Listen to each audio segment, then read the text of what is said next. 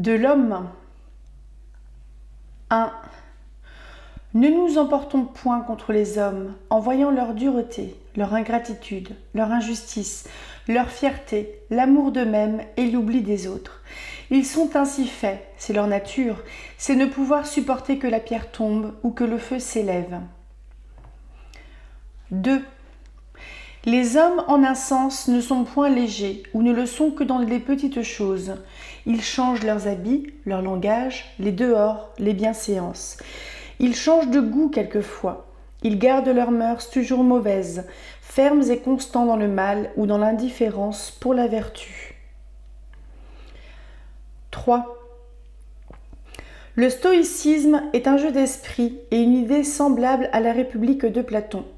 Les stoïques ont faim qu'on pouvait rire dans la pauvreté, être insensibles aux injures, à l'ingratitude, aux pertes de biens, comme à celles des parents et des amis, regarder froidement la mort, et comme une chose indifférente qui ne devait ni réjouir ni rendre triste.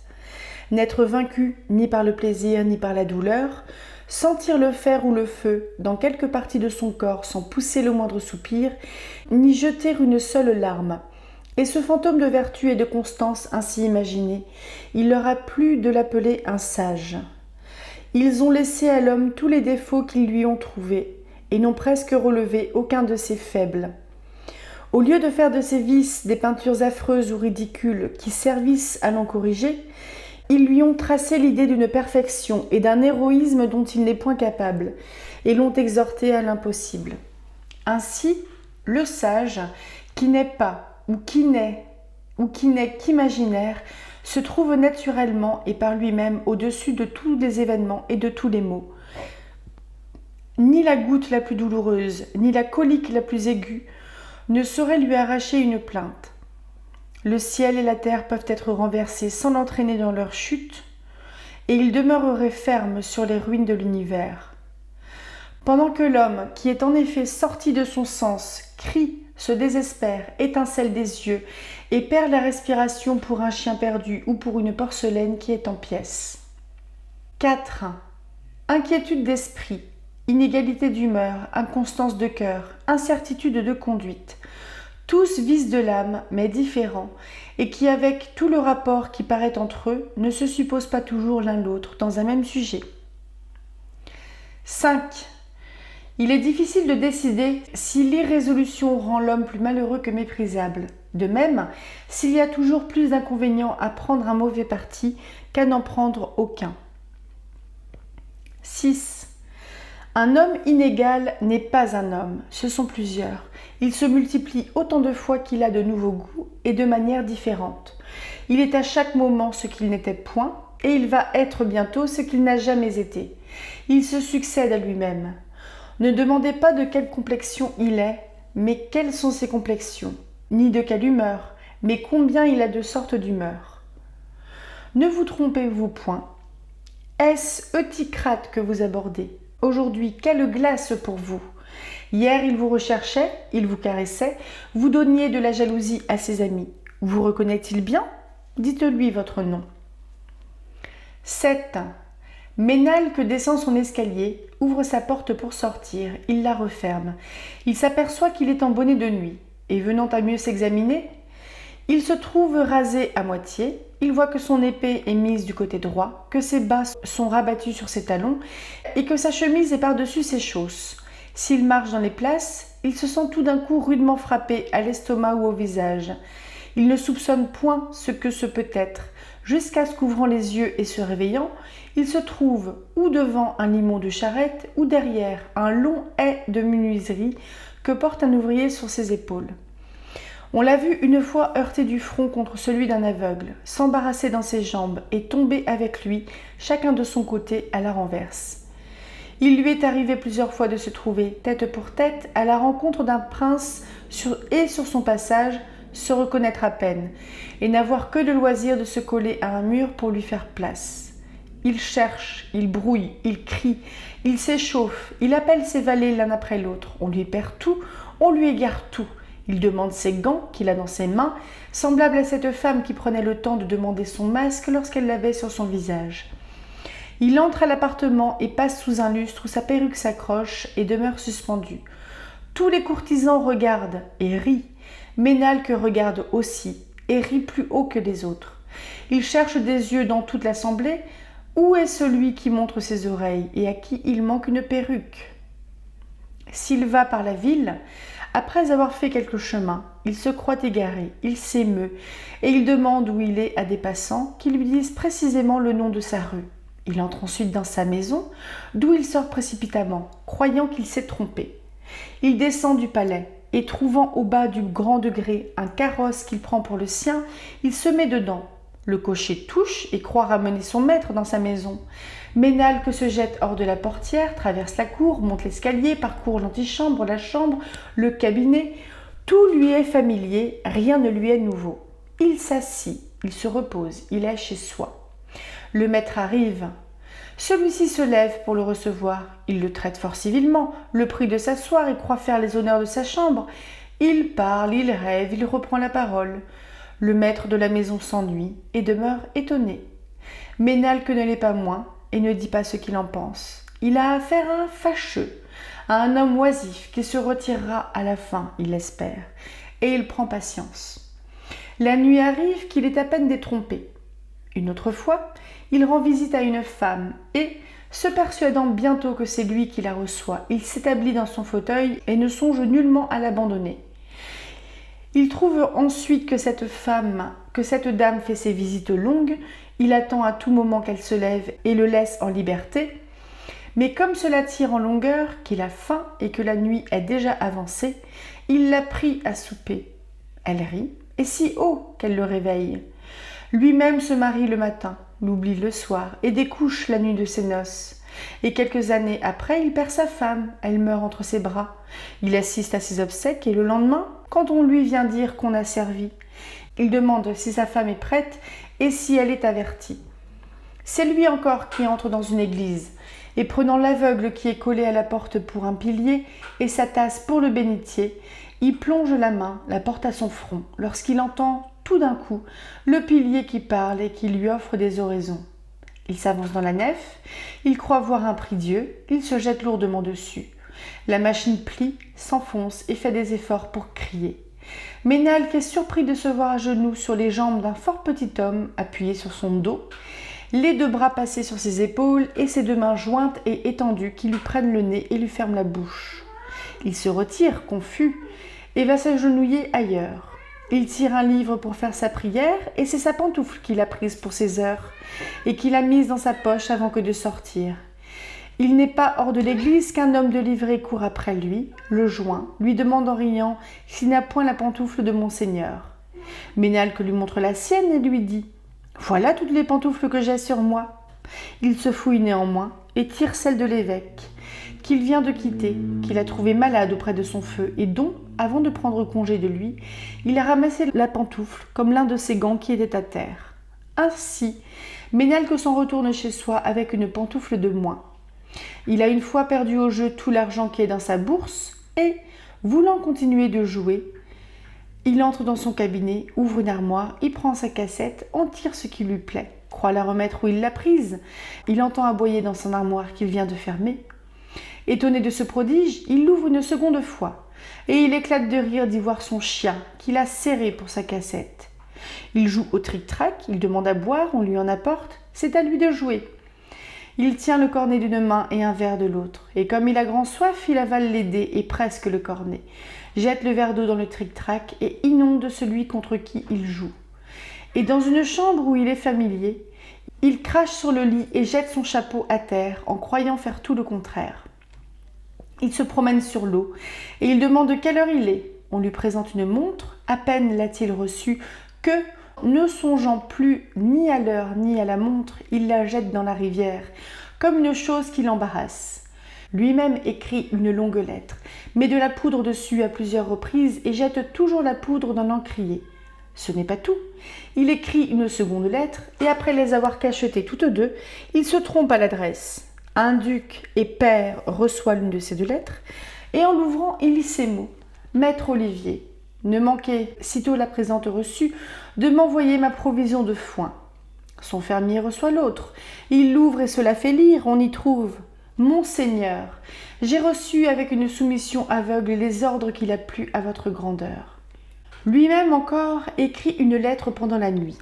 Et après l'avoir cachetée, il éteint sa bougie. Il ne laisse pas d'être surpris de ne voir Goutte, et il sait à peine comment cela est arrivé. Ménalque descend l'escalier du Louvre, un autre le monte, à qui il dit « C'est vous que je cherche ». Il le prend par la main, le fait descendre avec lui, traverse plusieurs cours, entre dans les salles, en sort, il va, il revient sur ses pas. Il regarde enfin celui qu'il traîne après soi depuis un quart d'heure. Il est étonné que ce soit lui. Il n'a rien à lui dire, il lui quitte la main et tourne d'un autre côté. Souvent, il vous interroge et il est déjà bien loin de vous quand vous songez à lui répondre, ou bien il vous demande en courant comment se porte votre père, et comme vous lui dites qu'il est fort mal, il vous crie qu'il en est bien aise. Il vous trouve quelque autre fois sur son chemin. Il est ravi de vous rencontrer. Il sort de chez vous pour vous entretenir d'une certaine chose. Il contemple votre main. Vous avez là, dit-il, un beau rubis. Est-il balai ? Il vous quitte et continue sa route. Voilà l'affaire importante dont il avait à vous parler.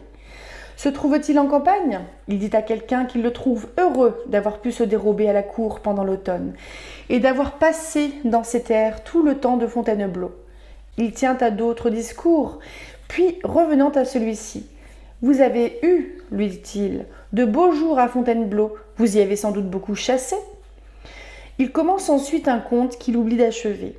Il rit en lui-même, il éclate d'une chose qui lui passe par l'esprit, il répond à sa pensée, il chante entre ses dents, il siffle. Il commence ensuite un conte qu'il oublie d'achever. Il rit en lui-même, il éclate d'une chose qui lui passe par l'esprit, il répond à sa pensée, il le chante entre ses dents, il siffle, il se renverse dans une chaise, il pousse un cri plaintif, il bâille, il se croit seul. S'il se trouve à un repas, on voit le pain se multiplier insensiblement sur son assiette. Il est vrai que ses voisins en manquent, aussi bien que de couteaux et de fourchettes, dont il ne les laisse pas jouir longtemps. On a inventé aux tables une grande cuillère pour la commodité du service. Il la prend, la plonge dans le plat, l'emplit, la porte à sa bouche, et il ne sort pas d'étonnement de voir répandu sur son linge et sur ses habits le potage qu'il vient d'avaler. Il oublie de boire pendant tout le dîner, ou, s'il s'en souvient, et qu'il trouve que l'on lui donne trop de vin, il en flanque plus de la moitié au visage de celui qui est à sa droite. Il boit le reste tranquillement, et ne comprend pas pourquoi tout le monde éclate de rire de ce qu'il a jeté à terre, ce qu'on lui a versé de trop. Il est un jour retenu au lit pour quelque incommodité. On lui rend visite. Il y a un cercle d'hommes et de femmes dans la ruelle qui l'entretiennent, et en leur présence, il soulève sa couverture et crache dans ses draps. On le mène au Chartreux. On lui fait voir un cloître orné d'ouvrages, tous de la main d'un excellent peintre.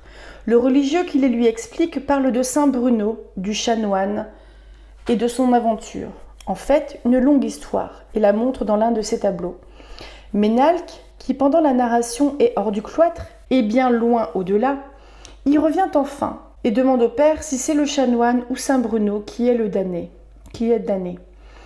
Il se trouve par hasard avec une jeune veuve.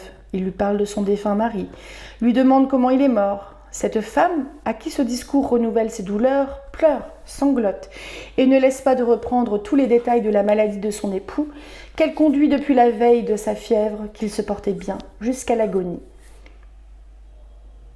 « Madame, lui dit Ménalque, qui l'avait apparemment écouté avec attention, n'aviez-vous que celui-là ? Il s'avise un matin de faire tout hâter dans sa cuisine. Il se lève avant le fruit et prend congé de la compagnie. On le voit ce jour-là en tous les endroits de la ville, hormis en celui où il a donné un rendez-vous précis pour cette affaire, qui l'a empêché de dîner et l'a fait sortir à pied, de peur que son carrosse ne le fît attendre. L'entendez-vous crier, gronder, s'emporter contre l'un de ses domestiques ? Il est étonné de ne le point voir. « Où peut-il être ? dit-il. Que fait-il ? Qu'est-il devenu ? Qu'il ne se présente plus devant moi, je le chasse dès à cette heure. » Le valet arrive, à qui il demande fièrement d'où il vient. Il lui répond qu'il vient de l'endroit où il l'a envoyé, et il lui rend un fidèle compte de sa commission. Vous le prendriez souvent pour tout ce qu'il n'est pas. Pour un stupide, car il n'écoute point et il parle encore moins. Pour un fou, car outre qu'il parle tout seul, il est sujet à de certaines grimaces et à des mouvements de tête involontaires. Pour un homme fier et incivil, car vous le saluez, et il passe sans vous regarder. Ou il vous regarde sans vous rendre le salut. Pour un inconsidéré, car il parle de banqueroute, au milieu d'une famille où il y a cette tâche, d'exécution et d'échafaud devant un homme dont le père y a monté, de rotures devant des roturiers qui sont riches et qui se donnent pour nobles. De même, il a dessein d'élever auprès de soi un fils naturel sous le nom et le personnage d'un valet. Et quoiqu'il veuille le dérober à la connaissance de sa femme et de ses enfants, il lui échappe de l'appeler son fils 10 fois le jour. Il a pris aussi la résolution de marier son fils à la fille d'un homme d'affaires, et il ne laisse pas de dire de temps en temps, en parlant de sa maison et de ses ancêtres, que les Ménalques ne se sont jamais mes alliés. Enfin, il n'est ni présent ni attentif dans une compagnie à ce qui fait le sujet de la conversation. Il pense et il parle tout à la fois, mais la chose dont il parle est rarement celle à laquelle il pense. Aussi, ne parle-t-il guère conséquemment et avec suite. Où il dit non, souvent il faut dire oui, et où il dit oui, croyez qu'il veut dire non. Il a, en vous répondant si juste, les yeux fort ouverts, mais il ne s'en sert point. Il ne regarde ni vous ni personne, ni rien qui soit au monde. Tout ce que vous pouvez tirer de lui, et encore dans le temps qu'il est le plus appliqué et d'un meilleur commerce, ce sont ces mots. Oui, vraiment. C'est vrai? Bon. Tout de bon. Oui, da. Je pense qu'oui. Assurément. Ah, ciel! Et quelques autres monosyllabes qui ne sont pas même placés à propos. Jamais aussi il n'est avec ceux avec qui il paraît être. Il appelle sérieusement son laquais « Monsieur » et son ami l'appelle « la verdure ». Il dit « Votre révérence » à un prince du sang et « Votre Altesse » à un jésuite. Il entend la messe, le prêtre vient à éternuer. Il lui dit « Dieu vous assiste !»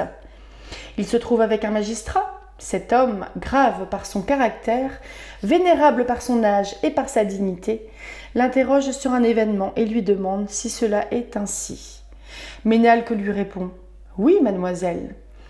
Il revient une fois de la campagne. Ses laquais en livrée entreprennent de le voler et y réussissent. Ils descendent de son carrosse, lui portent un bout de flambeau sous la gorge, lui demandent la bourse et il la rend. Arrivé chez soi, il raconte son aventure à ses amis, qui ne manquent pas de l'interroger sur les circonstances, et il leur dit « Demandez à mes gens, ils y étaient. » 8. L'incivilité n'est pas un vice de l'âme, elle est l'effet de plusieurs vices, de la sotte vanité, de l'ignorance de ses devoirs, de la paresse, de la stupidité, de la distraction, du mépris des autres, de la jalousie. Pour ne se répandre que sur les dehors, elle n'en est que plus haïssable, parce que c'est toujours un défaut visible et manifeste. Il est vrai cependant qu'il offense plus ou moins selon la cause qui le produit. 9. Dire d'un homme colère, inégal, querelleux, chagrin, pointilleux, capricieux, c'est son humeur, n'est pas l'excuser, comme on le croit, mais avouer sans y penser que de si grands défauts sont irrémédiables.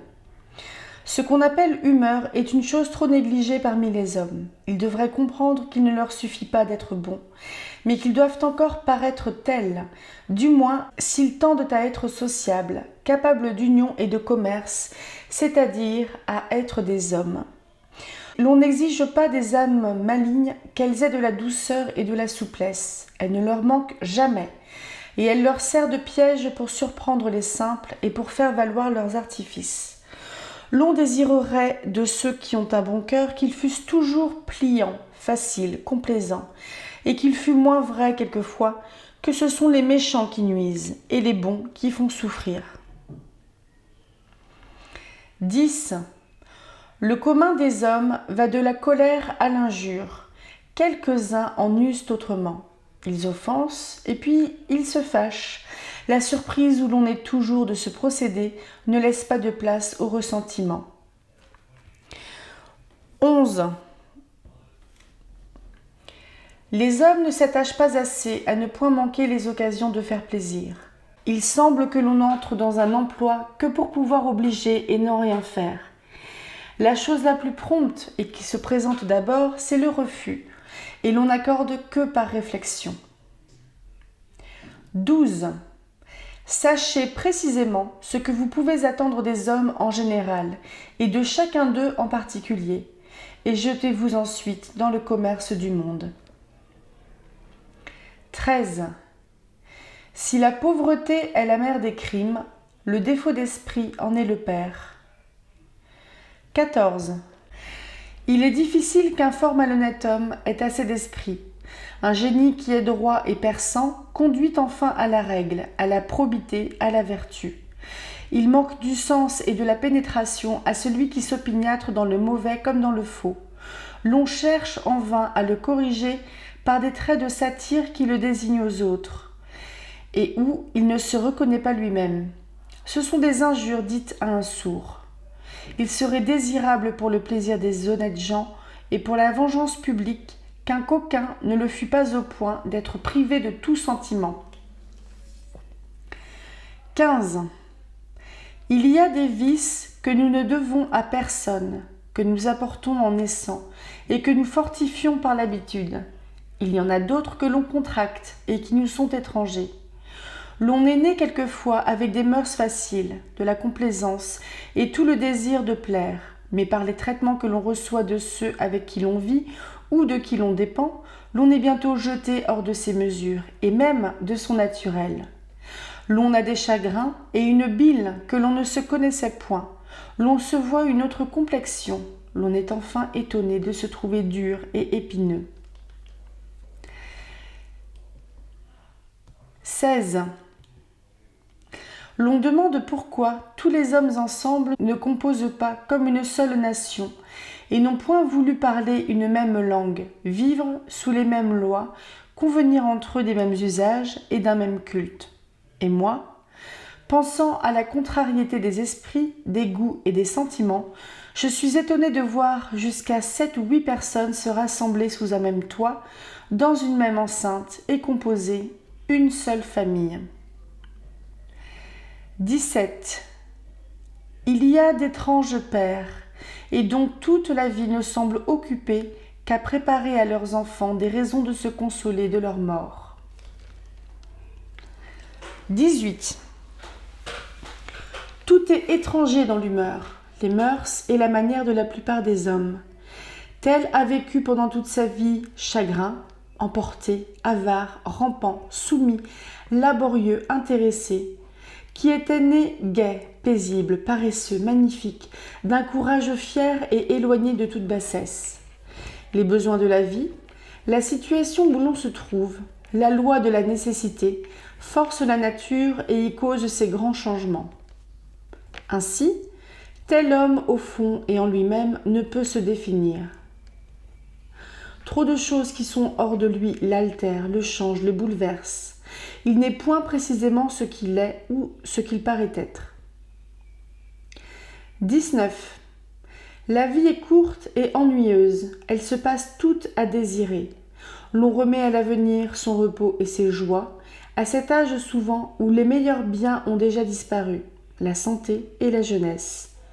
Ce temps arrive, qui nous surprend encore dans les désirs. On en est là, quand la fièvre nous saisit et nous éteint.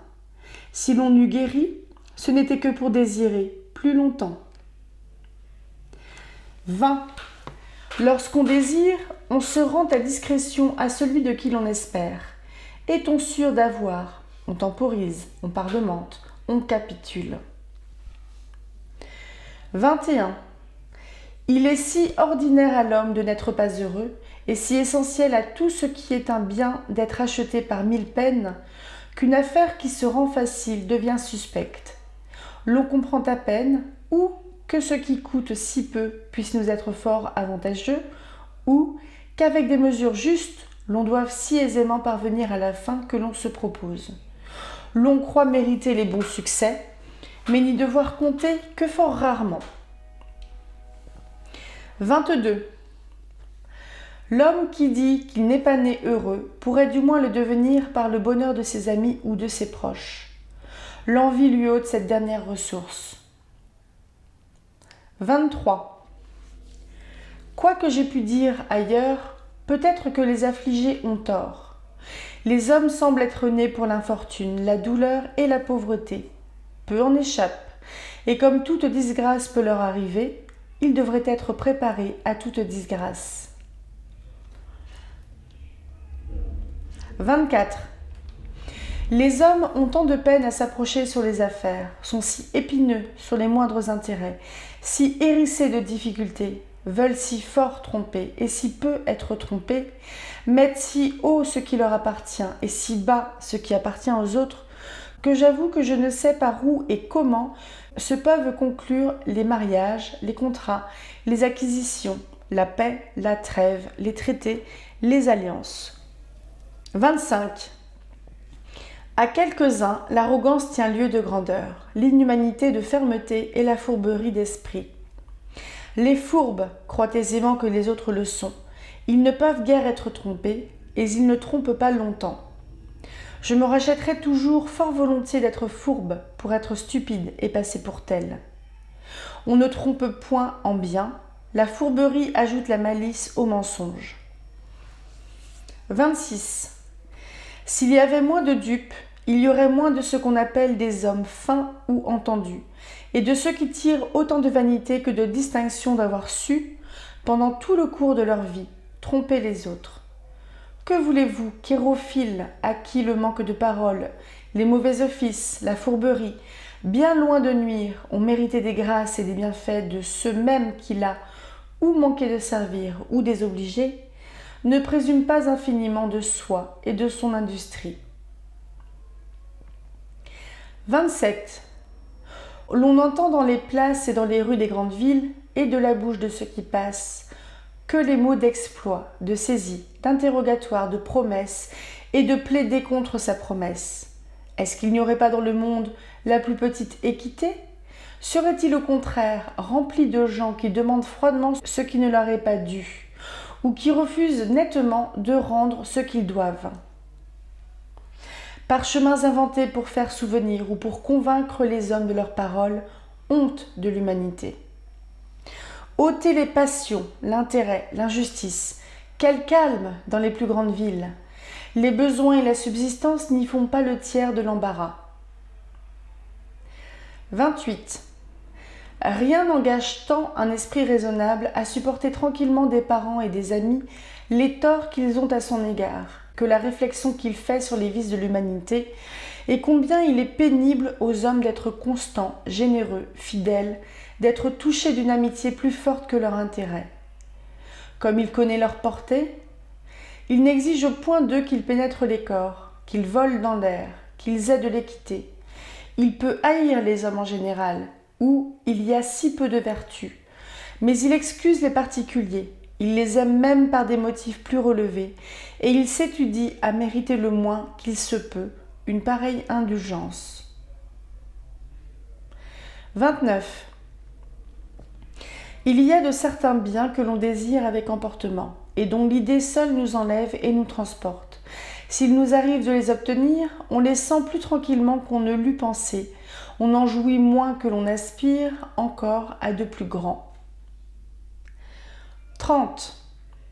Il y a des maux effroyables et d'horribles malheurs où l'on n'ose penser, et dont la seule vue fait frémir.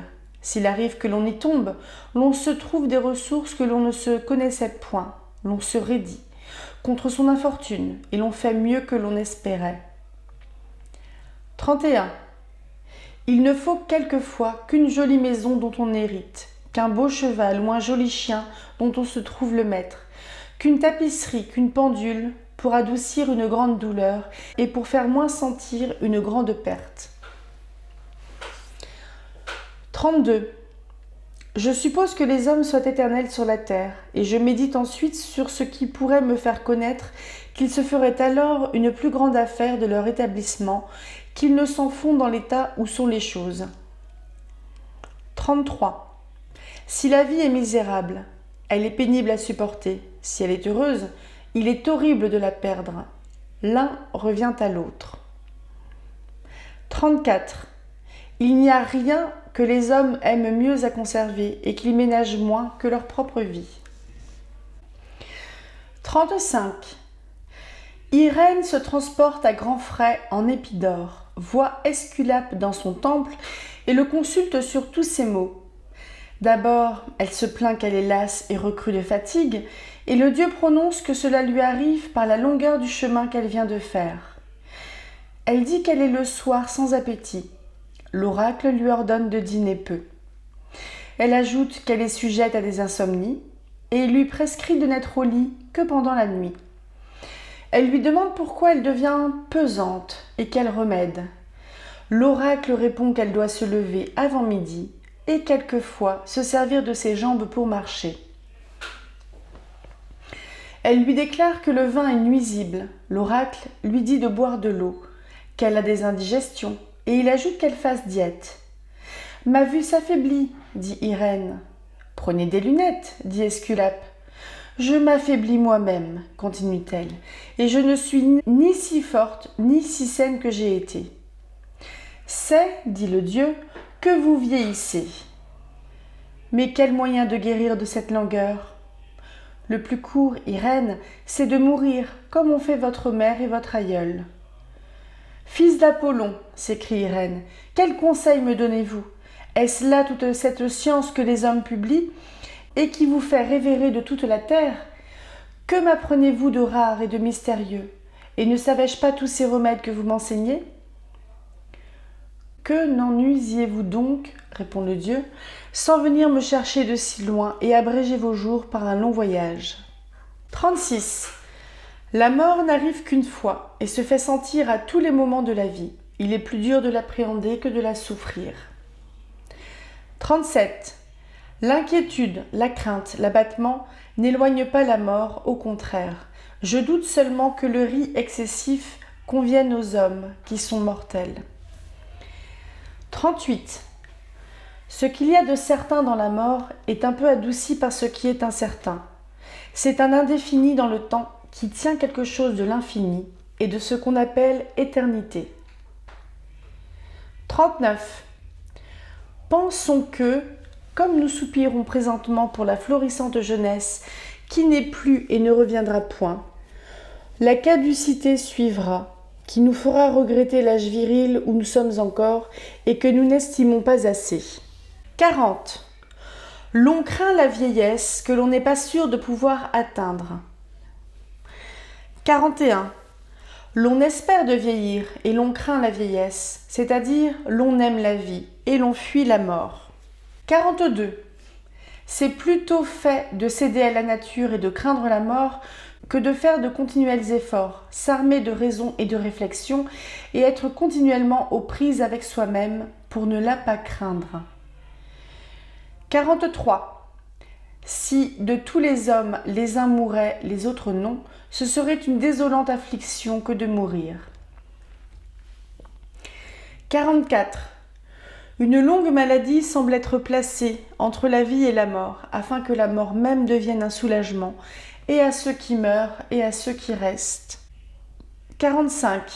À parler humainement, la mort a un bel endroit, qui est de mettre fin à la vieillesse. La mort qui prévient la caducité arrive plus à propos que celle qui la termine. 46. Le regret qu'ont les hommes du mauvais emploi du temps qu'ils ont déjà vécu ne les conduit pas toujours à faire de celui qu'il leur reste à vivre un meilleur usage. 47. La vie est un sommeil. Les vieillards sont ceux dont le sommeil a été plus long. Ils ne commencent à se réveiller que quand il faut mourir. S'ils repassent alors sur tout le cours de leurs années, ils ne trouvent souvent ni vertu ni action louable qui les distinguent les unes des autres. Ils confondent leurs différents âges. Ils n'y voient rien qui marque assez pour mesurer le temps qu'ils ont vécu. Ils ont eu un songe confus, informe et sans aucune suite. Ils sentent néanmoins, comme ceux qui s'éveillent, qu'ils ont dormi longtemps. 48. Il n'y a pour l'homme que 3 événements, naître, vivre et mourir. Il ne se sent pas naître, il souffre à mourir et il oublie de vivre. 49.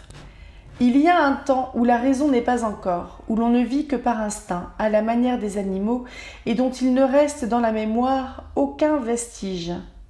Il y a un second temps où la raison se développe, où elle est formée et où elle pourrait agir, si elle n'était pas obscurcie et comme éteinte par les vices de la complexion et par un enchaînement de passions qui se succèdent les unes aux autres et conduisent jusqu'au troisième et dernier âge. La raison, alors dans sa force, devrait produire, mais elle est refroidie et ralentie par les années, par la maladie et la douleur, déconcertée ensuite par le désordre de la machine qui est dans son déclin. Et ces temps néanmoins sont la vie de l'homme. 50. Les enfants sont hautains, dédaigneux, colères, envieux, curieux, intéressés, paresseux, volages, timides, intempérants, menteurs, dissimulés. Ils rient et pleurent facilement. Ils ont des joies immodérées et des afflictions amères sur de très petits sujets. Ils ne veulent point souffrir de mal et aiment à en faire. Ils sont déjà des hommes. 51.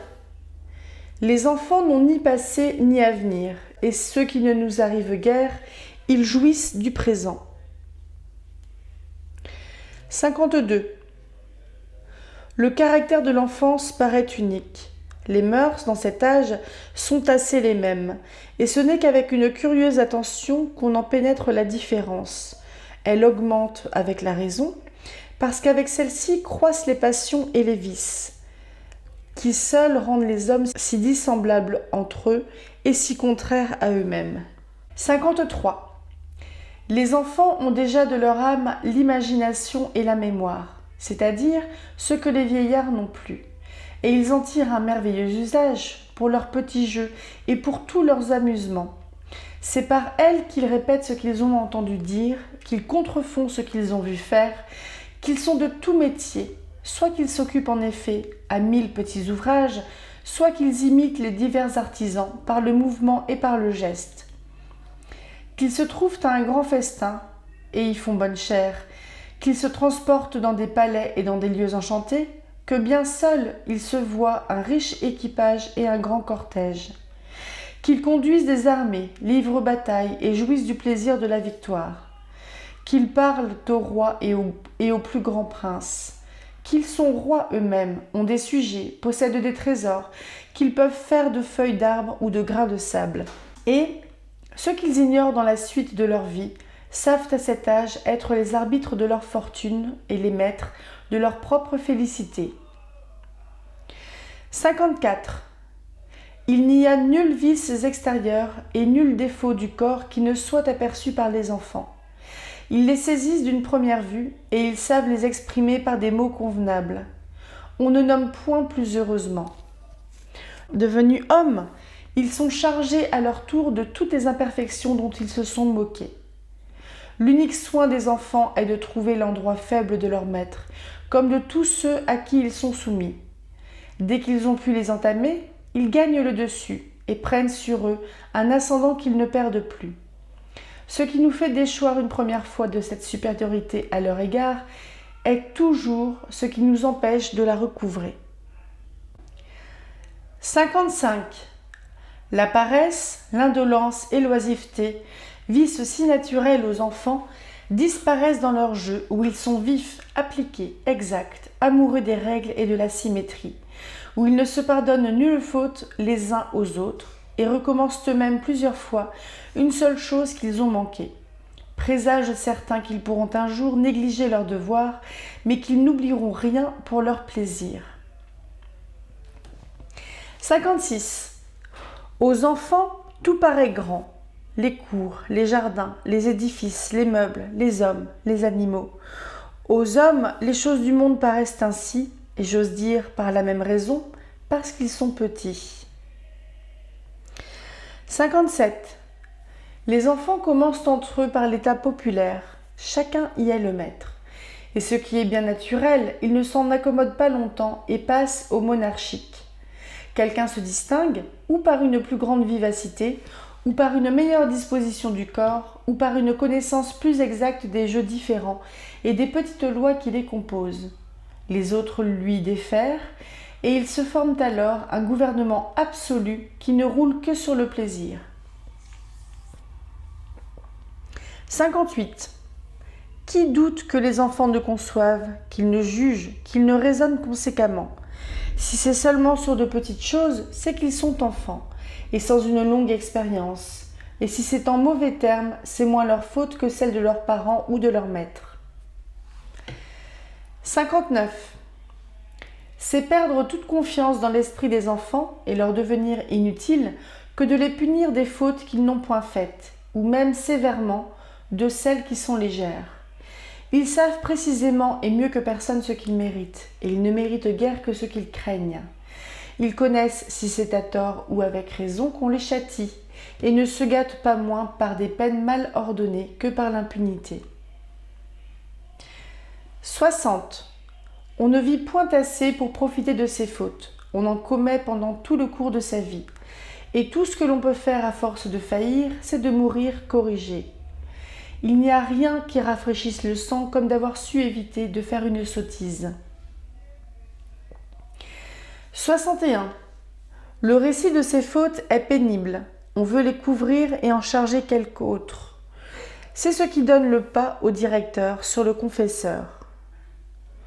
62. Les fautes des sots sont quelquefois si lourdes et si difficiles à prévoir qu'elles mettent les sages en défaut et ne sont utiles qu'à ceux qui les font. 63.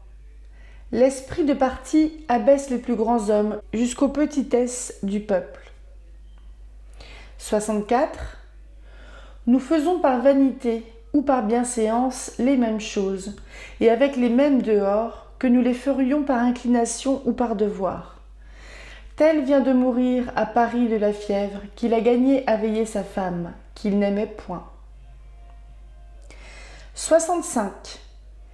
Les hommes dans le cœur veulent être estimés, et ils cachent avec soin l'envie qu'ils ont d'être estimés, parce que les hommes veulent passer pour vertueux, et que vouloir tirer de la vertu tout autre avantage que la même vertu, je veux dire l'estime et les louanges, ce ne serait plus être vertueux, mais aimer l'estime et les louanges ou être vain.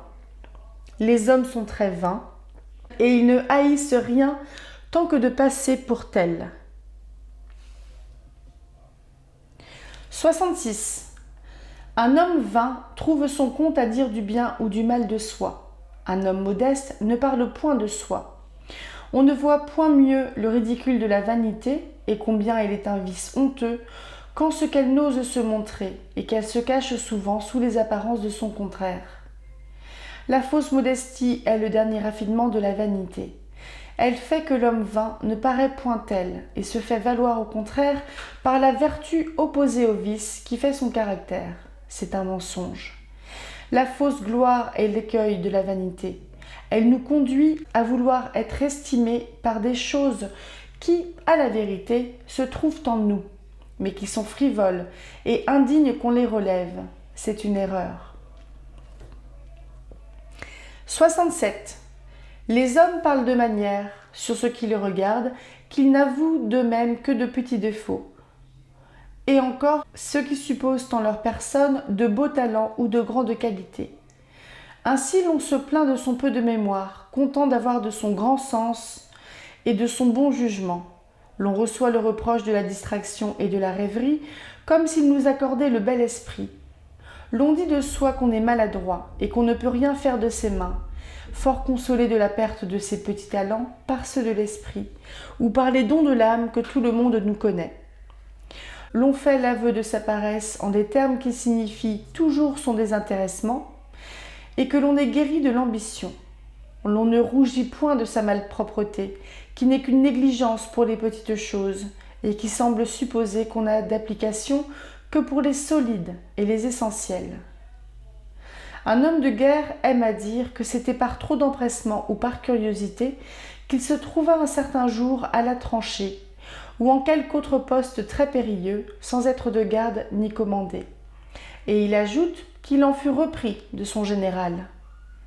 De même, une bonne tête ou un ferme génie qui se trouve né avec cette prudence que les autres hommes cherchent vainement à acquérir, qui a fortifié la trempe de son esprit par une grande expérience, que le nombre, le poids, la diversité, la difficulté et l'importance des affaires occupent seulement et n'accablent point, qui, par l'étendue de ses vues et de sa pénétration, se rend maître de tous les événements, qui, bien loin de consulter toutes les réflexions qui sont écrites sur le gouvernement et la politique, est peut-être de ces âmes sublimes nées pour régir les autres, et sur qui ces premières règles ont été faites, qui est détourné, par les grandes choses qu'il fait, des belles ou des agréables qu'il pourrait lire, et qui au contraire ne perd rien à retracer et à feuilleter, pour ainsi dire, sa vie et ses actions.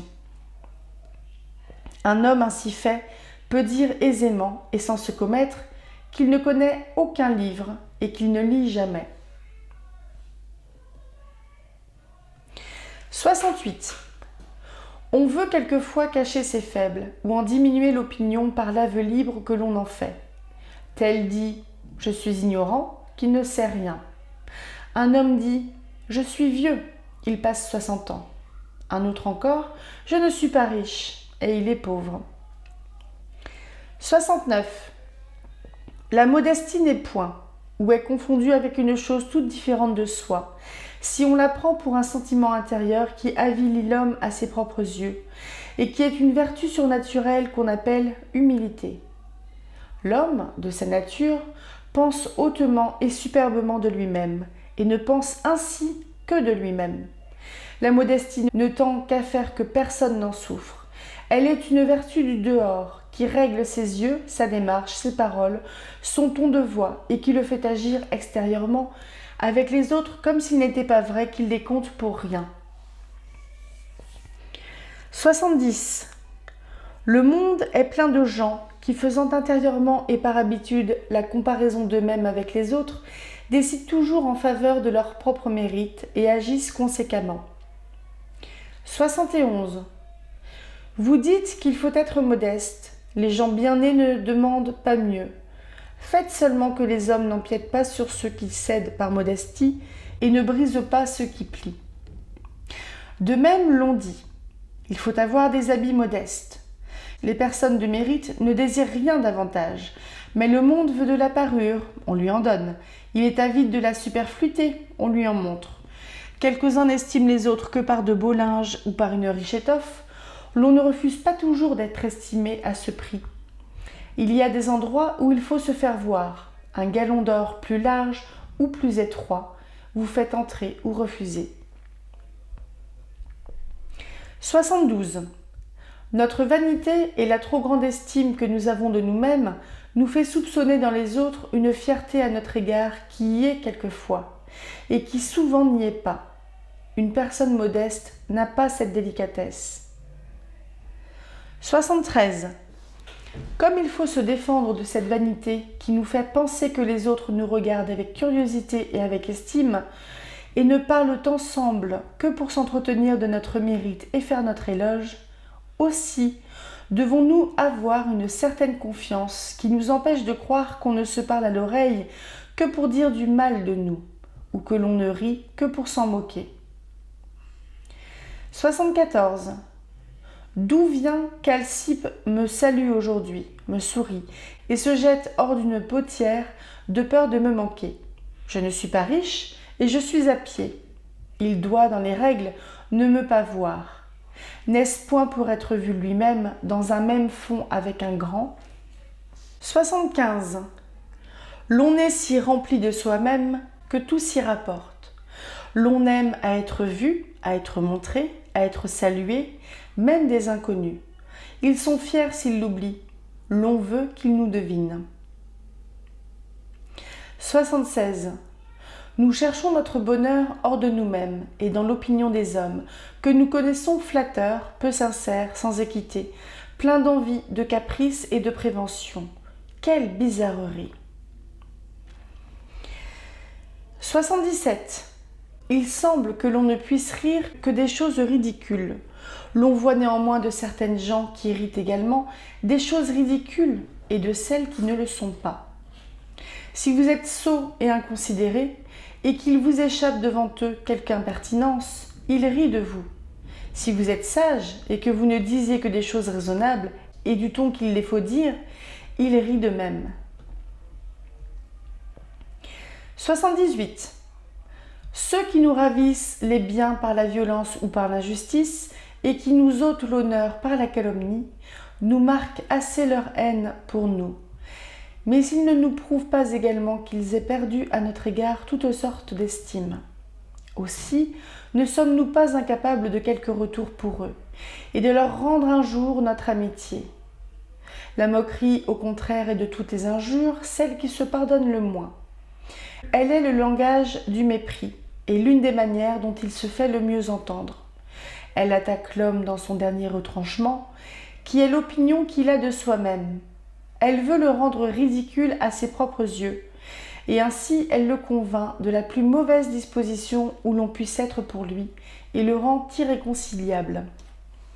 C'est une chose monstrueuse que le goût et la facilité qui est en nous de railler, d'improuver et de mépriser les autres. Et tout ensemble, la colère que nous ressentons contre ceux qui nous raillent, nous improuve et nous méprise. 79. La santé et les richesses, autant aux hommes l'expérience du mal, leur inspirent la dureté par leurs semblables. Et les gens déjà chargés de leur propre misère sont ceux qui entrent davantage par la compassion dans celle d'autrui. 80. Il semble qu'aux âmes bien nées, les fêtes, les spectacles, la symphonie rapprochent et font mieux sentir l'infortune de nos proches ou de nos amis. 81. Une grande âme est au-dessus de l'injure, de l'injustice, de la douleur, de la moquerie, et elle serait invulnérable si elle ne souffrait par la compassion. 82. Il y a une espèce de honte d'être heureux à la vue de certaines misères. 83. On est prompt à connaître ses plus petits avantages et lent à pénétrer ses défauts. On n'ignore point qu'on a de beaux sourcils, les ongles bien faits. On sait à peine que l'on est borgne. On ne sait point du tout que l'on manque d'esprit. Argire tire son gant pour montrer une belle main, et elle ne néglige pas de découvrir un petit soulier qui suppose qu'elle a le pied petit. Elle rit des choses plaisantes ou sérieuses pour faire voir de belles dents.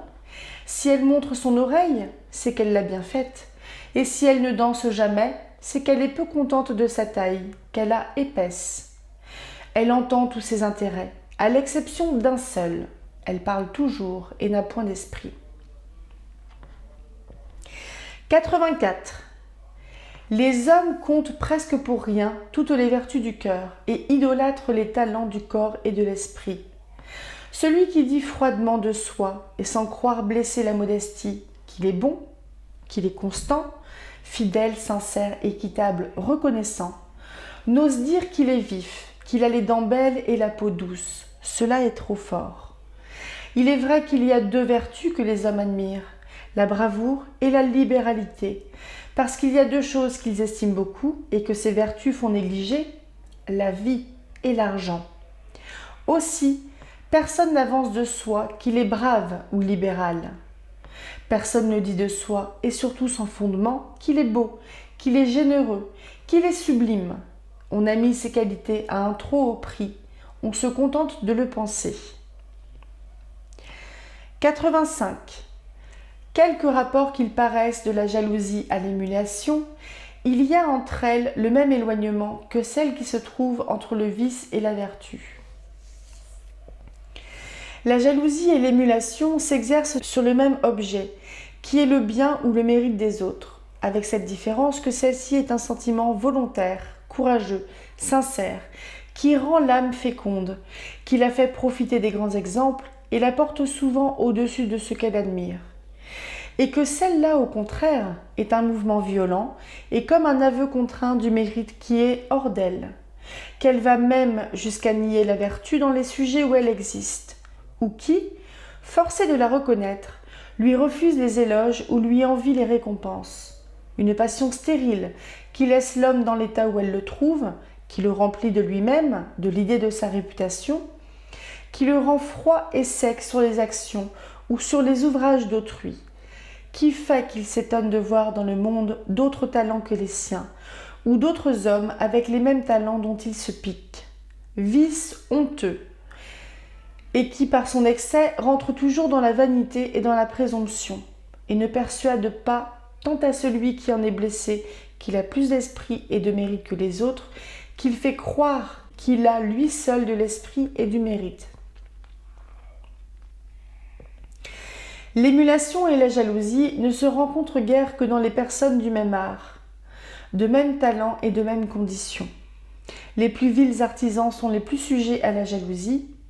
Ceux qui font profession des arts libéraux ou des belles lettres, les peintres, les musiciens, les orateurs, les poètes, tous ceux qui se mêlent d'écrire ne devraient être capables que d'émulation.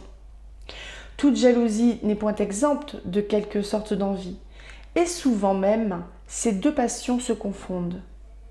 L'envie, au contraire, est quelquefois séparée de la jalousie, comme est celle qu'excite dans notre âme les conditions fort élevées au-dessus de la nôtre, les grandes fortunes, la faveur, le ministère. L'envie et la haine s'unissent toujours et se fortifient l'une l'autre dans un même sujet, et elles ne sont reconnaissables entre elles qu'en ce que l'une s'attache à la personne, l'autre à l'état et à la condition.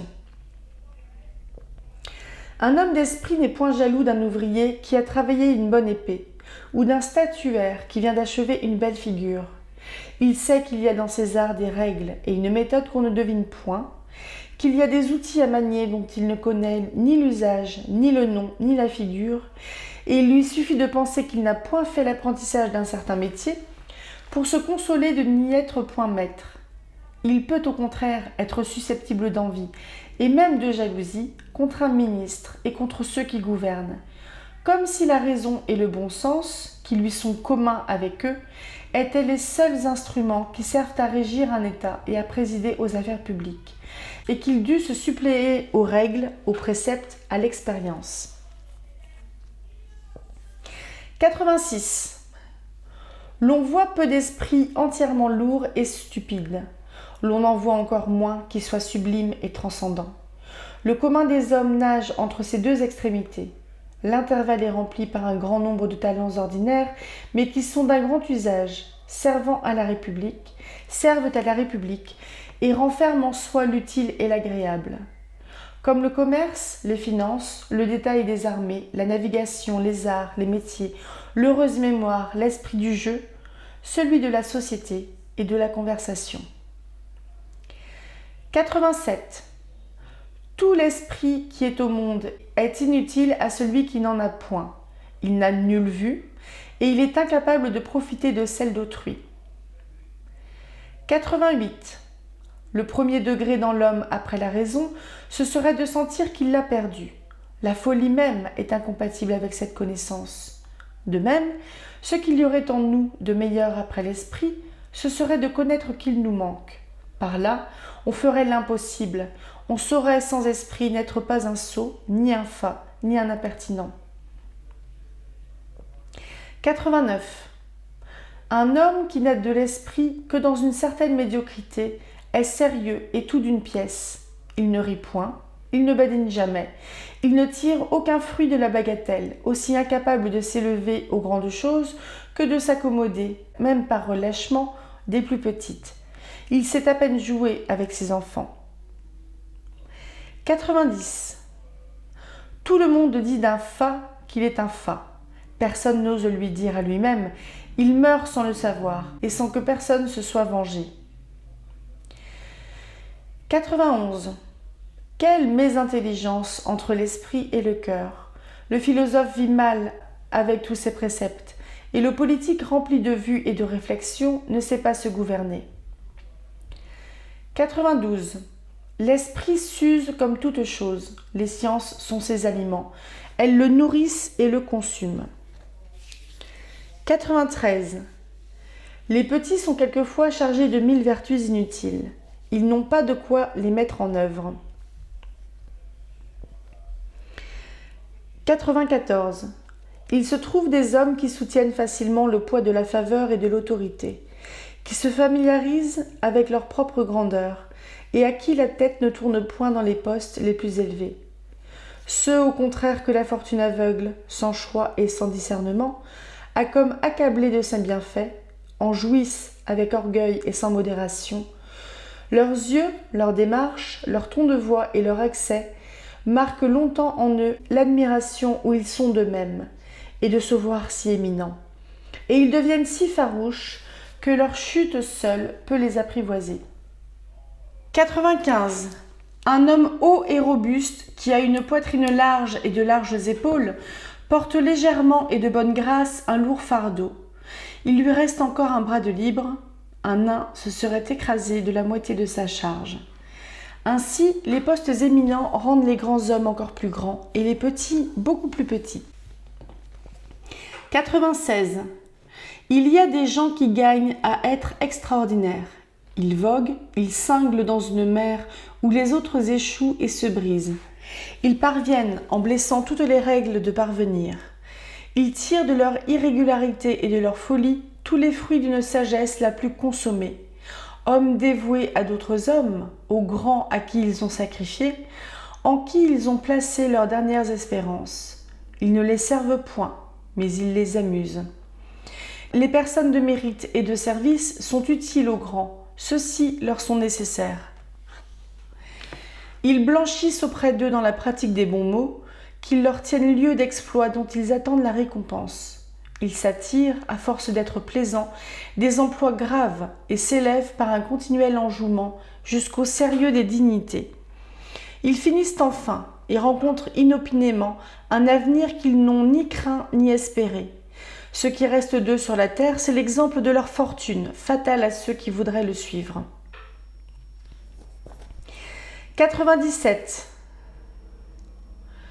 L'on exigerait de certains personnages qui ont une fois été capables d'une action noble, héroïque, et qui a été sue de toute la terre, que sans paraître comme épuisés par un si grand effort, ils usent du moins, dans le reste de leur vie, cette conduite sage et judicieuse qui se remarque même dans les hommes ordinaires, qu'ils ne tombassent point dans des petitesses indignes de la haute réputation qu'ils avaient acquise, que se mêlant moins dans le peuple et ne lui laissant pas le loisir de les voir de près, ils ne le fissent point passer de la curiosité et de l'admiration à l'indifférence et peut-être au mépris.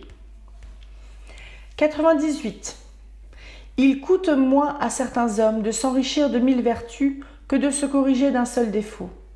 Ils sont même si malheureux que ce vice est souvent celui qui convenait le moins à leur état et qui pourrait leur donner dans le monde plus de ridicule. Il affaiblit l'éclat de leurs grandes qualités, empêche qu'ils ne soient des hommes parfaits et que leur réputation ne soit entière. On ne leur demande point qu'ils soient plus éclairés et plus incorruptibles, qu'ils soient plus amis de l'ordre et de la discipline, plus fidèles à leurs devoirs, plus zélés pour le bien public, plus graves. On veut seulement qu'ils ne soient point amoureux. 99. Quelques hommes, dans le cours de leur vie, sont si différents d'eux-mêmes par le cœur et par l'esprit qu'on est sûr de se méprendre, si l'on en juge seulement par ce qui a paru d'eux dans leur première jeunesse. Tels étaient pieux, sages, savants, qui par cette mollesse inséparable d'une trop riante fortune ne le sont plus. L'on en sait d'autres qui ont commencé leur vie par le plaisir et qui ont mis ce qu'ils avaient d'esprit à les connaître, que les disgrâces ensuite ont rendus religieux, sages, tempérants. Ces derniers sont pour l'ordinaire de grands sujets, et sur qui l'on peut faire beaucoup de fond. Ils ont une probité éprouvée par la patience et par l'adversité. Ils entrent sur cette extrême politesse que le commerce des femmes leur a donnée et dont ils ne se défont jamais, un esprit de règle, de réflexion et quelquefois une haute capacité qu'ils doivent à la chambre et au loisir d'une mauvaise fortune. Tout notre mal vient de ne pouvoir être seul. De là, le jeu, le luxe, la dissipation, le vin, les femmes, l'ignorance, la médisance, l'envie, l'oubli de soi-même et de Dieu. 100. L'homme semble quelquefois ne se suffire pas à soi-même. Les ténèbres, la solitude le troublent, le jettent dans des craintes frivoles et dans de vaines terreurs. Le moindre mal alors qui puisse lui arriver est de s'ennuyer. 101. L'ennui est entré dans le monde par la paresse. Elle a beaucoup de part dans la recherche que font les hommes des plaisirs, du jeu, de la société. Celui qui aime le travail a assez de soi-même. 102. La plupart des hommes emploient la meilleure partie de leur vie à rendre l'autre misérable. 103. Il y a des ouvrages qui commencent par A et finissent par Z. Le bon, le mauvais, le pire, tout y entre. Rien en un certain genre n'est oublié. Quelle recherche, quelle affectation dans ces ouvrages. On les appelle des jeux d'esprit. De même, il y a un jeu dans la conduite. On a commencé, il faut finir. On veut fournir toute la carrière. Il serait mieux ou de changer ou de suspendre, mais il est plus rare et plus difficile de poursuivre. On poursuit, on s'anime par les contradictions. La vanité soutient, supplée à la raison, qui cède et qui se désiste. On porte ce raffinement jusque dans les actions les plus vertueuses, dans celles même où il entre de la religion. 104. Il n'y a que nos devoirs qui nous coûtent, parce que, leur pratique ne regardant que les choses que nous sommes étroitement obligés de faire, elle n'est pas suivie de grands éloges, qui est tout ce qui nous excite aux actions louables et qui nous soutient dans nos entreprises. N aime une piété fastueuse qui lui attire l'intendance des besoins des pauvres, le rend dépositaire de leur patrimoine et fait de sa maison un dépôt public où se font les distributions. Les gens à petits collets et les sœurs grises y ont une libre entrée. Toute une ville voit ses aumônes et les publie. Qui pourrait douter qu'il soit homme de bien, si ce n'est peut-être ses créanciers. 105. Géronte meurt de caducité, et sans avoir fait ce testament qu'il projetait depuis 30 années. 10 têtes viennent ab intestat partager sa succession. Il ne vivait depuis longtemps que par les soins d'Astérie, sa femme, qui jeune encore s'était dévouée à sa personne, ne le perdait pas de vue, secourait sa vieillesse et lui a enfin fermé les yeux. Il ne lui laisse pas assez de bien pour pouvoir se passer, pour vivre d'un autre vieillard. 106. Laisser perdre charges et bénéfices, plutôt que de vendre ou de résigner même dans son extrême vieillesse, c'est se persuader qu'on n'est pas du nombre de ceux qui meurent. Ou, si l'on croit que l'on peut mourir, c'est s'aimer soi-même et n'aimer que soi. 107. Faust est un dissolu, un prodigue, un libertin, un ingrat, un emporté, qu'Aurèle, son oncle, n'a pu haïr ni déshériter. Frontin, neveu d'Aurèle, après 20 années d'une probité connue et d'une complaisance aveugle pour ce vieillard, ne l'a pu fléchir en sa faveur et ne tire de sa dépouille qu'une légère pension que Faust, unique légataire, lui doit payer. 108. Les haines sont si longues et si opiniâtrées que le plus grand signe de mort dans un homme malade, c'est la réconciliation. 109. L'on s'insinue auprès de tous les hommes, ou en les flattant dans les passions qui occupent leur âme, ou en compatissant aux infirmités qui affligent leur corps. En cela seul consistent les soins que l'on peut leur rendre. De là vient que celui qui se porte bien et qui désire peu de choses est moins facile à gouverner. 110. La mollesse et la volupté naissent avec l'homme et ne finissent qu'avec lui. Ni les heureux, ni les tristes événements ne l'en peuvent séparer. C'est pour lui ou le fruit de la bonne fortune ou un dédommagement de la mauvaise. 111. C'est une grande difformité dans la nature qu'un vieillard amoureux. 112. Peu de gens se souviennent d'avoir été jeunes, et combien il leur était difficile d'être chastes et tempérants. La première chose qui arrive aux hommes après avoir renoncé au plaisir, ou par bienséance, ou par lassitude, ou par régime, c'est de les condamner dans les autres. Il entre dans cette conduite une sorte d'attachement pour les choses mêmes que l'on vient de quitter. L'on aimerait qu'un bien qui n'est plus pour nous ne fût plus aussi pour le reste du monde. C'est un sentiment de jalousie. 113. Ce n'est pas le besoin d'argent où les vieillards peuvent appréhender de tomber un jour qui les rend avares. Car il y en a de tels qui ont de si grands fonds qu'ils ne peuvent guère avoir cette inquiétude. Et d'ailleurs, comment pourraient-ils craindre de manquer dans leur caducité des commodités de la vie, puisqu'ils s'en privent eux-mêmes volontairement pour satisfaire à leur avarice? Ce n'est point aussi l'envie de laisser de plus grandes richesses à leurs enfants, car il n'est pas naturel d'aimer quelque chose autre plus que soi-même, outre qu'il se trouve des avares qui n'ont point d'héritier. Ce vice est plutôt l'effet de l'âge et de la complexion des vieillards, qui s'y abandonnent aussi naturellement qu'ils suivaient leur plaisir dans leur jeunesse, ou leur ambition dans l'âge viril. Il ne faut ni vigueur, ni jeunesse, ni santé pour être avare. L'on n'a aussi nul besoin de s'empresser ou de se donner le moindre mouvement pour épargner ses revenus. Il faut laisser seulement son bien dans ses coffres et se priver de tout. Cela est commode aux vieillards, à qui il faut une passion, parce qu'ils sont hommes. 114. Il y a des gens qui sont mal logés, mal couchés, mal habillés et plus mal nourris, qui essuient les rigueurs des saisons, qui se privent eux-mêmes de la société des hommes et passent leurs jours dans la solitude, qui souffrent du présent, du passé et de l'avenir, dont la vie est comme une pénitence continuelle et qui ont ainsi trouvé le secret d'aller à leur perte par le chemin le plus pénible. Ce sont les avares. 115. Le souvenir de la jeunesse est tendre dans les vieillards. Ils aiment les lieux où ils l'ont passé. Les personnes qu'ils ont commencé de connaître dans ce temps leur sont chères. Ils affectent quelques mots du premier langage qu'ils ont parlé.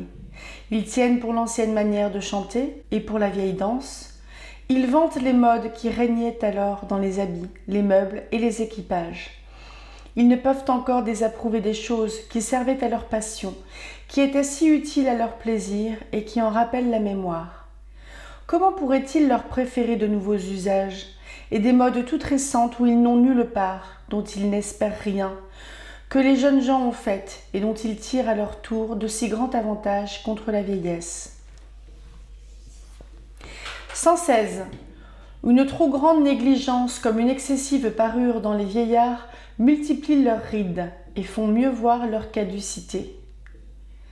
17. Un vieillard est fier, dédaigneux et d'un commerce difficile s'il n'a beaucoup d'esprit. 118. Un vieillard qui a vécu à la cour, qui a un grand sens et une mémoire fidèle, est un trésor inestimable. Il est plein de faits et de maximes. L'on y trouve l'histoire du siècle, revêtue de circonstances très curieuses et qui ne se lisent nulle part. L'on y apprend des règles pour la conduite et pour les mœurs qui sont toujours sûres, parce qu'elles sont fondées sur l'expérience. 119. Les jeunes gens, à cause des passions qui les amusent, s'accommodent mieux de la solitude que les vieillards. 120. Phidippe, déjà vieux, raffine sur la propreté et sur la mollesse. Il passe aux petites délicatesses. Il s'est fait un art du boire, du manger, du repos et de l'exercice. Les petites règles qu'il s'est prescrites et qui tendent toutes aux aises de sa personne, il les observe avec scrupule et ne les romprait pas pour une maîtresse, si le régime lui avait permis d'en retenir. Il s'est accablé de superfluité, que l'habitude enfin lui rend nécessaire. Il double ainsi et renforce les liens qui l'attachent à la vie, et il veut employer ce qui lui en reste à en rendre la perte plus douloureuse. N'appréhendait-il pas assez de mourir ? 121. Gnaton ne vit que pour soi, et tous les hommes ensemble sont à son égard comme s'il n'était point. Non content de remplir à une table la première place, il occupe lui seul celle des deux autres. Il oublie que le repas est pour lui et pour toute la compagnie. Il se rend maître du plat et fait son propre de chaque service. Il ne s'attache à aucun des mets, qu'il n'ait achevé d'essayer de tous. Il voudrait pouvoir les savourer tous, tout à la fois. Il ne se sert à table que de ses mains. Il manie les viandes, les remanie, démembre, déchire, et en use de manière qu'il faut que les conviés, s'ils veulent manger, mangent ses restes. Il ne leur épargne aucune de ces malpropretés dégoûtantes, capable d'ôter l'appétit aux plus affamés. Le jus et les sauces lui dégoûtent du menton et de la barbe. S'il enlève un ragoût de dessus un plat, il le répand en chemin dans un autre plat et sur la nappe. On le suit à la trace. Il mange haut et avec grand bruit. Il roule les yeux en mangeant. La table est pour lui un râtelier. Il écure ses dents et il continue à manger. Il se fait quelque part où il se trouve une manière d'établissement et ne souffre pas d'être plus pressé au sermon ou au théâtre que dans sa chambre. Il n'y a dans un carrosse que les places du fond qui lui conviennent. Dans tout autre, si on veut l'en croire, il pâlit et tombe en faiblesse. S'il fait un voyage avec plusieurs, il les prévient dans les hôtelleries, et il sait toujours se conserver dans la meilleure chambre, le meilleur lit. Il tourne tout à son usage. Ses valets, ceux d'autrui, courent dans le même temps pour son service. Tout ce qu'il trouve sous sa main lui est propre, harde, équipage. Il embarrasse tout le monde, ne se contraint pour personne, ne plaint personne, ne connaît de mots que les siens, que sa réplétion et sa bile, ne pleure point la mort des autres, n'appréhende que la sienne, qu'il rachèterait volontiers de l'extinction du genre humain. 122. Cliton n'a jamais eu en toute sa vie que 2 affaires, qui est de dîner le matin et de souper le soir. Il ne semble né que pour la digestion. Il n'a de même qu'un entretien. Il dit les entrées qui ont été servies au dernier repas où il se trouvait. Il dit combien il y a eu de potage et quel potage. Il place ensuite le rôt et les entremets. Il se souvient exactement de quel plat on a relevé le premier service. Il n'oublie pas les hors-d'œuvre, le fruit et les assiettes. Il nomme tous les vins et toutes les liqueurs dont il a bu. Il possède le langage des cuisines autant qu'il peut s'étendre, et il me fait envie de manger à une bonne table où il ne soit point. Il a surtout un palais sûr qui ne prend point le change, et il ne s'est jamais vu exposé à l'horrible inconvénient de manger un mauvais ragoût ou de boire d'un vin médiocre. C'est un personnage illustre dans son genre et qui a porté le talent de se bien nourrir jusqu'où il pouvait aller. On ne reverra plus un homme qui mange tant et qui mange si bien. Aussi est-il l'arbitre des bons morceaux, et il n'est guère permis d'avoir du goût pour ce qu'il désapprouve. Mais il n'est plus. Il s'est fait du moins porter à table jusqu'au dernier soupir. Il donnait à manger le jour qu'il est mort. Quelque part où il soit, il mange. Et s'il revient au monde, c'est pour manger. 123.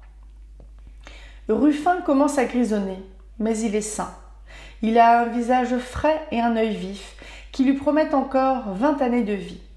Il est gai, jovial, familier, indifférent. Il rit de tout son cœur et il rit tout seul et sans sujet. Il est content de soi, des siens, de sa petite fortune. Il dit qu'il est heureux. Il perd son fils unique, jeune homme de grande espérance, et qui pouvait un jour être l'honneur de sa famille. Il remet sur d'autres le soin de le pleurer. Il dit « Mon fils est mort, cela fera mourir sa mère. » Et il est consolé. Il n'a point de passion, il n'a ni ami ni ennemi. Personne ne l'embarrasse, tout le monde lui convient, tout lui est propre. Il parle à celui qu'il voit une première fois avec la même liberté et la même confiance qu'à ceux qui l'appellent de vieux amis. Et il lui fait part bientôt de ses colibés et de ses historiettes. On l'aborde, on le quitte, sans qu'il y fasse attention. Et le même conte qu'il a commencé de faire à quelqu'un, il l'achève à celui qui prend sa place. 124. N est moins affaibli par l'âge que par la maladie, car il ne passe point 68 ans, mais il a la goutte, et il est sujet à une colique néphrétique. Il a le visage décharné, le teint verdâtre, et qui menace ruine. Il fait marner sa terre, et il compte que de 15 ans entiers, il ne sera obligé de la fumer. Il plante un jeune bois, et il espère qu'en moins de 20 années, il lui donnera un beau couvert.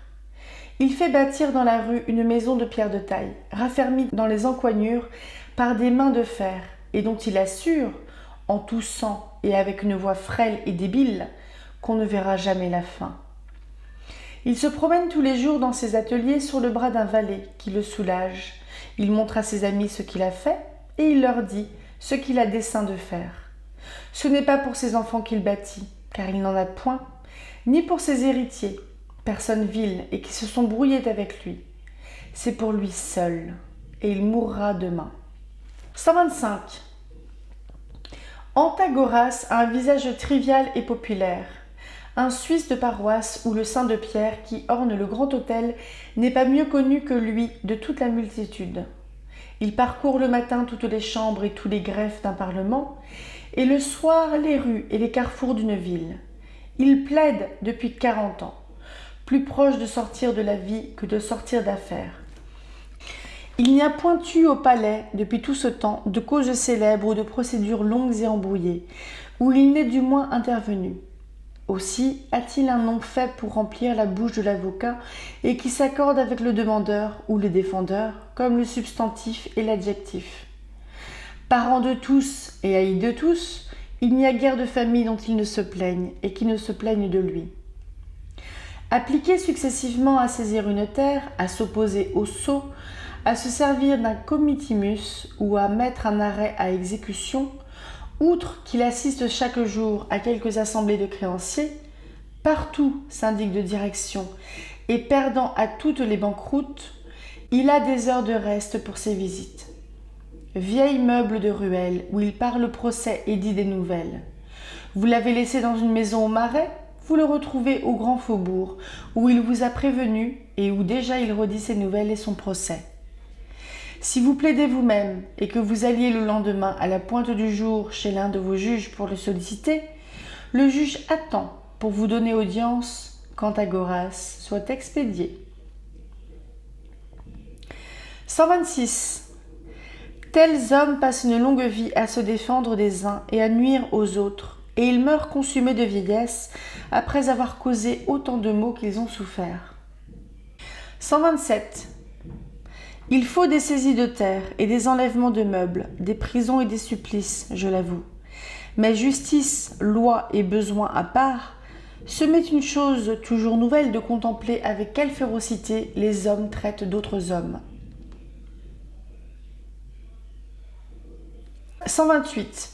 L'on voit certains animaux farouches, des mâles et des femelles, répandus par la campagne, noirs, livides et tout brûlés du soleil, attachés à la terre qu'ils fouillent et qu'ils remuent, avec une opiniâtreté invincible.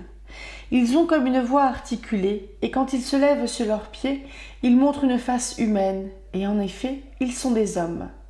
Ils se retirent la nuit dans des tanières, où ils vivent de pain noir, d'eau et de racines. Ils épargnent aux autres hommes la peine de semer, de labourer et de recueillir pour vivre, et méritent ainsi de ne pas manquer de ce pain qu'ils ont semé. 129. Don Fernand, dans sa province, est oisif, ignorant, médisant, querelleux, fourbe, intempérant, impertinent. Mais il tire l'épée contre ses voisins et pour un rien il expose sa vie. Il a tué des hommes, il sera tué. 130. Le noble de province, inutile à sa patrie, à sa famille et à lui-même, souvent sans toit, sans habit et sans aucun mérite, répète 10 fois le jour qu'il est gentilhomme, traite les fourrures et les mortiers de bourgeoisie, occupé toute sa vie de ses parchemins et de ses titres, qu'il ne changerait pas contre les masses d'un chancelier. 131. Il se fait généralement dans tous les hommes des combinaisons infinies de la puissance, de la faveur, du génie, des richesses, des dignités, de la noblesse, de la force, de l'industrie, de la capacité, de la vertu, du vice, de la faiblesse, de la stupidité, de la pauvreté, de l'impuissance, de la roture et de la bassesse. Ces choses, mêlées ensemble en 1000 manières différentes et compensées l'une par l'autre en divers sujets, forment aussi les divers états et les différentes conditions. Les hommes d'ailleurs, qui tous savent le fort et le faible les uns des autres, agissent aussi réciproquement, comme ils croient le devoir faire, connaissent ceux qui leur sont égaux, sentent la supériorité que quelques-uns ont sur eux et celle qu'ils ont sur quelques autres. Et de là naissent entre eux ou la familiarité, ou le respect et la déférence, ou la fierté et le mépris. De cette source vient que dans les endroits publics et où le monde se rassemble, on se trouve à tout moment entre celui que l'on cherche à aborder ou à saluer et cet autre que l'on feint de ne pas connaître, et dont l'on veut encore moins se laisser joindre. Que l'on se fait honneur de l'un, et qu'on a honte de l'autre.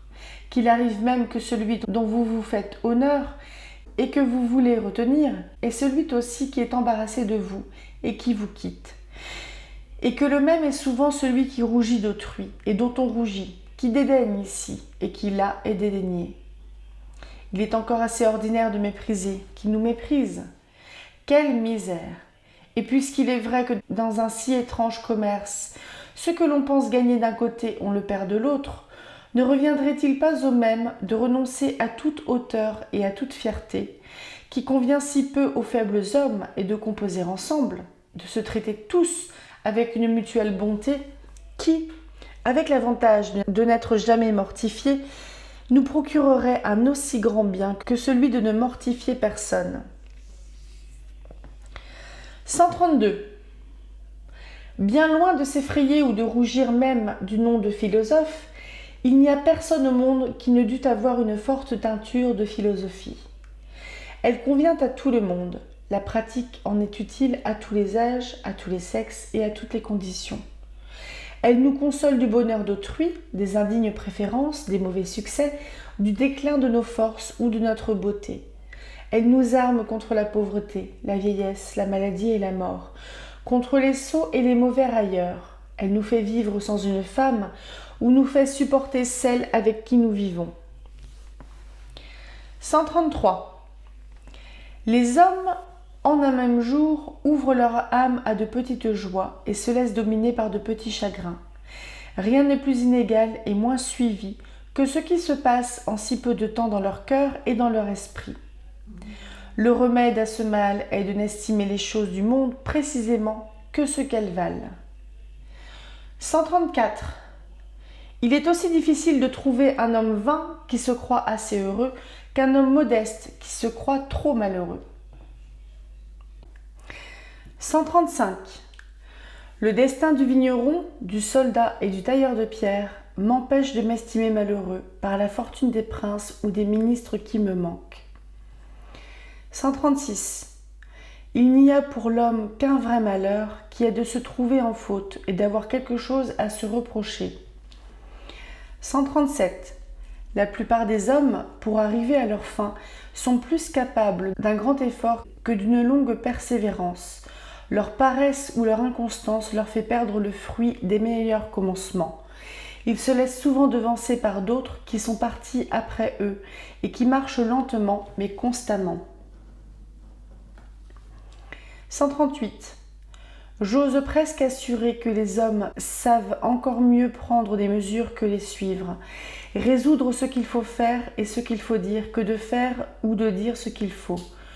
On se propose fermement, dans une affaire qu'on négocie, de taire une certaine chose et ensuite, ou par passion, ou par une intempérance de langue, ou dans la chaleur de l'entretien, c'est la première qui échappe. 139. Les hommes agissent mollement dans les choses qui sont de leur devoir, pendant qu'ils se font un mérite, ou plutôt une vanité, de s'empresser pour celles qui leur sont étrangères et qui ne conviennent ni à leur état, ni à leur caractère. 140. La différence d'un homme qui se revêt d'un caractère étranger à lui-même quand il rentre dans le sien est celle d'un masque à un visage. 141. Télèphe a de l'esprit, mais 10 fois moins de conte fait qu'il ne présume d'en avoir. Il est donc dans ce qu'il dit, dans ce qu'il fait, dans ce qu'il médite et ce qu'il projette, 10 fois au-delà de ce qu'il a d'esprit. Il n'est donc jamais dans ce qu'il a de force et d'étendue. Ce raisonnement est juste. Il a comme une barrière qui le ferme et qui devrait l'avertir de s'arrêter en deçà. Mais il passe outre, il se jette hors de sa sphère. Il trouve lui-même son endroit faible et se montre par cet endroit. Il parle de ce qu'il ne sait point et de ce qu'il sait mal. Il entreprend au-dessus de son pouvoir, il désire au-delà de sa portée. Il s'égale à ce qu'il y a de meilleur en tout genre. Il a du bon et du louable qu'il offusque par l'affectation du grand ou du merveilleux. On voit clairement ce qu'il n'est pas, et il faut deviner ce qu'il est en effet. C'est un homme qui ne se mesure point, qui ne se connaît point. Son caractère est de ne savoir pas se renfermer dans celui qui lui est propre et qui est le sien. 142. L'homme du meilleur esprit est inégal. Il souffre des accroissements et des diminutions. Il entre en verve, mais il en sort. Alors, s'il est sage, il parle peu, il n'écrit point. Il ne cherche point à imaginer ni à plaire. Chante-t-on avec un rhume? Ne faut-il pas attendre que la voix revienne? Le sot est automate. Il est machine, il les ressort. Le poids l'emporte, le fait mouvoir, le fait tourner, et toujours, et dans le même sens, et avec la même égalité. Il est uniforme, il ne se dément point. Qui l'a vu une fois, l'a vu dans tous les instants et dans toutes les périodes de sa vie. C'est tout au plus le bœuf qui meugle ou le merle qui siffle. Il est fixé et déterminé par sa nature et j'ose dire par son espèce. Ce qui paraît le moins en lui, c'est son âme. Elle n'agit point, elle ne s'exerce point, elle se repose. 143. Le sot ne meurt point. Ou, si cela lui arrive selon notre manière de parler, il est vrai de dire qu'il gagne à mourir, et que dans ce moment où les autres meurent, il commence à vivre. Son âme alors pense, raisonne, infère, conclut, juge, prévoit, fait précisément tout ce qu'elle ne faisait point. Elle se trouve dégagée d'une masse de chair où elle était comme ensevelie sans fonction, sans mouvement, sans aucun du moins qui fût digne d'elle. Je dirais presque qu'elle rougit de son propre corps et des organes bruts et imparfaits auxquels elle s'est vue attachée si longtemps, et dont elle n'a pu faire qu'un sot ou qu'un stupide. Elle va d'égal avec les grandes âmes, avec celles qui font les bonnes têtes ou les hommes d'esprit. L'âme d'Alain ne se démêle plus d'avec celle du grand Condé, de Richelieu, de Pascal et de Lingende. 144.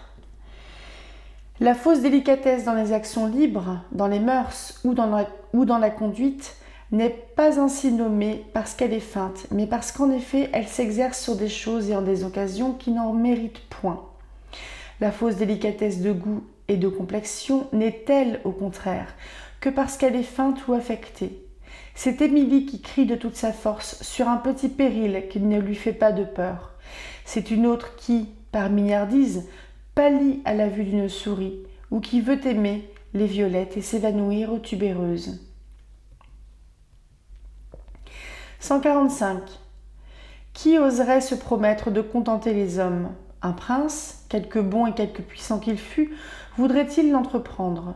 Qu'il l'essaye, qu'il se fasse lui-même une affaire de leur plaisir, qu'il ouvre son palais à ses courtisans, qu'il les admette jusque dans son domestique, que dans des lieux dont la vue seule est un spectacle, il leur fasse voir d'autres spectacles, qu'il leur donne le choix des jeux, des concerts et de tous les rafraîchissements, qu'il y ajoute une chair splendide et une entière liberté, qu'il entre avec eux en société des mêmes amusements, que le grand homme devienne aimable et que le héros soit humain et familier. Il n'aura pas assez fait. Les hommes s'ennuient enfin des mêmes choses qui les ont charmés dans leur commencement. Ils déserteraient la table des dieux et le nectar, avec le temps, leur devient insipide. Ils n'hésitent pas de critiquer des choses qui sont parfaites. Il y entre de la vanité et une mauvaise délicatesse.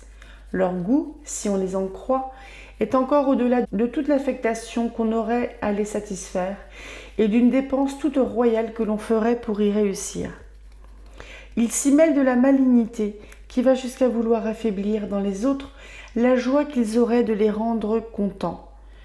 Ces mêmes gens, pour l'ordinaire si flatteurs et si complaisants, peuvent se démentir. Quelquefois, on ne les reconnaît plus et l'on voit l'homme jusque dans le courtisan. 146. L'affectation dans le geste, dans le parler et dans les manières est souvent une suite de l'oisiveté ou de l'indifférence, et il semble qu'un grand attachement ou de sérieuses affaires jettent l'homme dans son naturel. 147. Les hommes n'ont point de caractère, ou s'ils en ont, c'est celui de n'en avoir aucun qui soit suivi, qui ne se démente point, et où il soit reconnaissable. Ils souffrent beaucoup à être toujours les mêmes, à persévérer dans la règle ou dans le désordre. Et s'ils se délassent quelquefois d'une vertu par une autre vertu, ils se dégoûtent plus souvent d'un vice par un autre vice. Ils ont des passions contraires et des faibles qui se contredisent. Il leur coûte moins de joindre les extrémités que d'avoir une conduite dont une partie naisse de l'autre.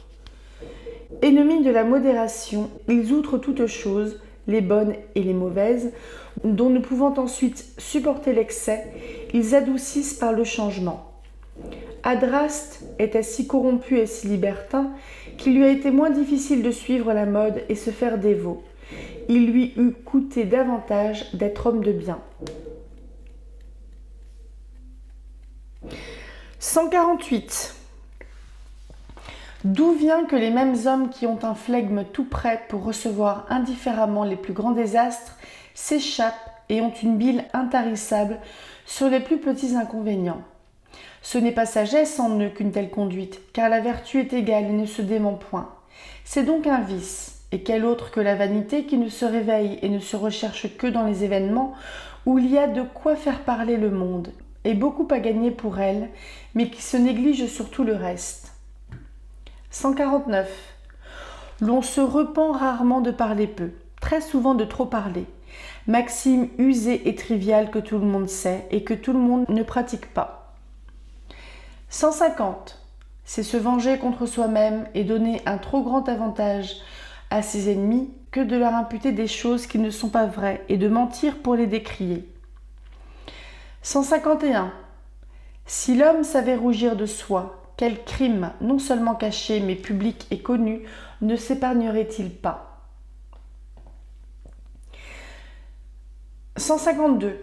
Si certains hommes ne vont pas dans le bien jusqu'où ils pourraient aller, c'est par le vice de leur première instruction. 153. Il y a dans quelques hommes une certaine médiocrité d'esprit qui contribue à les rendre sages. 154. Il faut aux enfants les verges et la férule. Il faut aux hommes faits une couronne, un sceptre, un mortier, des fourrures, des faisceaux, des timbales, des hoquetons. La raison et la justice dénuées de tous leurs ornements, ni ne persuadent, ni n'intimident. L'homme qui est esprit se mène par les yeux et les oreilles. 155. Timon, ou le misanthrope, peut avoir l'âme austère et farouche, mais extérieurement il est civil et cérémonieux. Il ne s'échappe pas, il ne s'apprivoise pas avec les hommes. Au contraire, il les traite honnêtement et sérieusement. Il emploie à leur égard tout ce qui peut éloigner leur familiarité. Il ne veut pas les mieux connaître ni s'en faire des amis, semblable en ce sens à une femme qui est en visite chez une autre femme. 156. La raison tient de la vérité. Elle est une. L'on n'y arrive que par un chemin, et l'on en s'écarte par 1000. L'étude de la sagesse a moins d'étendue que celle que l'on ferait des sots et des impertinents.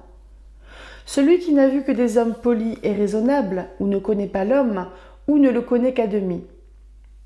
Quelque diversité qui se trouve dans les complexions ou dans les mœurs, le commerce du monde et la politesse donnent les mêmes apparences, font qu'on se ressemble les uns aux autres par des dehors qui plaisent réciproquement, qui semblent communs à tous et qui font croire qu'il n'y a rien ailleurs qui ne s'y rapporte.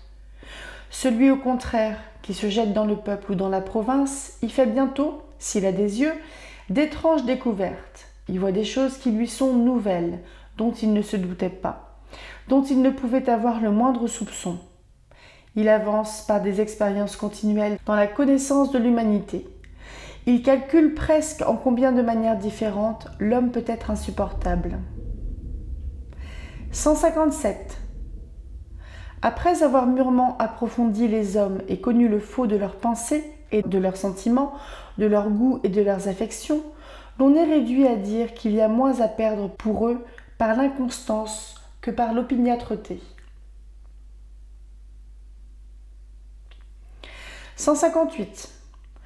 Combien d'âmes faibles, molles et indifférentes, sans de grands défauts, et qui puissent fournir à la satire. Combien de sortes de ridicules répandus parmi les hommes, mais qui, par leur singularité, ne tirent point à conséquence et ne sont d'aucune ressource pour l'instruction et pour la morale. Ce sont des vices uniques, qui ne sont pas contagieux et qui sont moins de l'humanité que de la personne.